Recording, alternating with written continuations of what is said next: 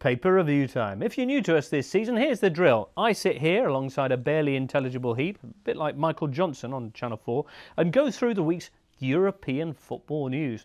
Now, this week in our continental cuttings, we've got the Italians on strike, Hoff to the rescue, and what the French are saying about Le Joe Cole. Let's start with that, eh? Liverpool man signing, of course, for the northern French side, Lille. And here's Nordeclair saying, Joe Cole, le gros coup de Lille. Lille gross coup, eh?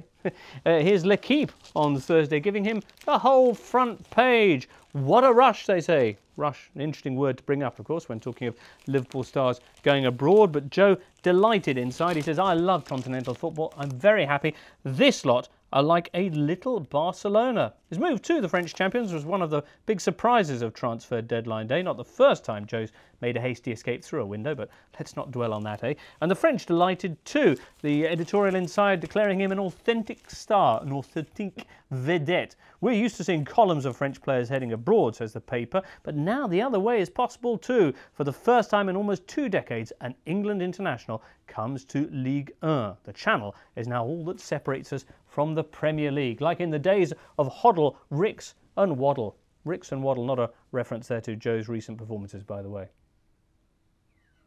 Well, Germany next, where it's been a bit quiet actually on the transfer front, financial prudence being very much the watchword there, and some concern in the German press that the Bundesliga is, in their words, economizing itself to death, not investing enough. Champions Borussia Dortmund, for example, losing Shahin to Real Madrid over the summer and not bringing in any real big names to replace him.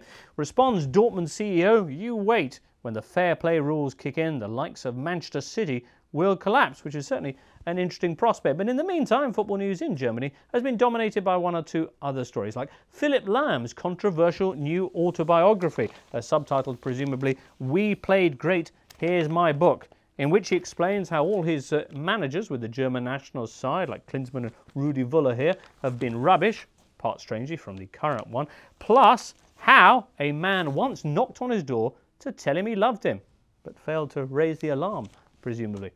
Now, elsewhere, it's a big well done to Hoffenheim's manager, Ernst Tanner, for rescuing his neighbour from under her car. Her Mercedes automatic had rolled over as she closed her garage door. He heard the screaming and, with the help of 2 passing binmen, lifted the car and pulled the poor woman out. Hard to see Phil Brown topping that.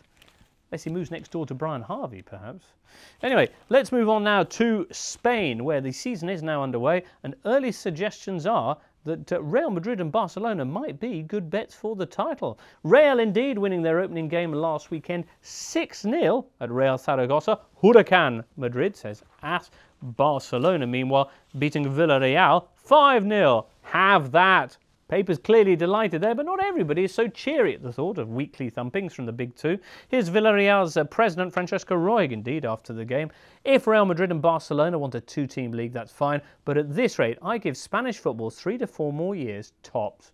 Well, the Liga only 2 weeks ago narrowly avoided a strike, partly over the massive financial imbalances currently in the Spanish top division, and Sevilla's owner weighing in this week, Jose Maria del Nido, saying the Liga is the biggest pig's wheel, not just in Europe, but the world. To which AS replies by quoting Sergio Ramos of Real Madrid, if you don't like it, go somewhere else.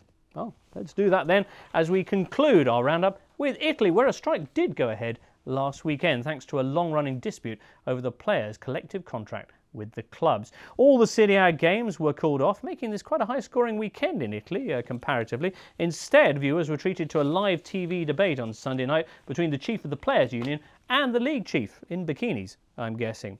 Well, the papers had urged the players and the clubs not to strike, and it was another blow, says the Gazzetta, to the already embattled image of Calcio. Here indeed is Milan Vice President Adriano Galliani. We used to be like a fancy restaurant, now we're just a cheap pizzeria.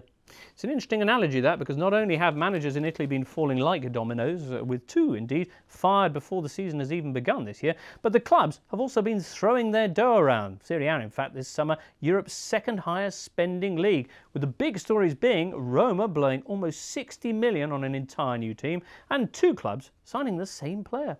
Here is Inter's brand new signing, Diego Forlan, and here's Napoli starlet Ignacio Fidalef. Hang on, that's Forlan, and that's Fidalef. Or Oh, well, anyway, that's it for this week's Look at the Papers. We'll be back with more next Friday. Jessica Ennis, good night.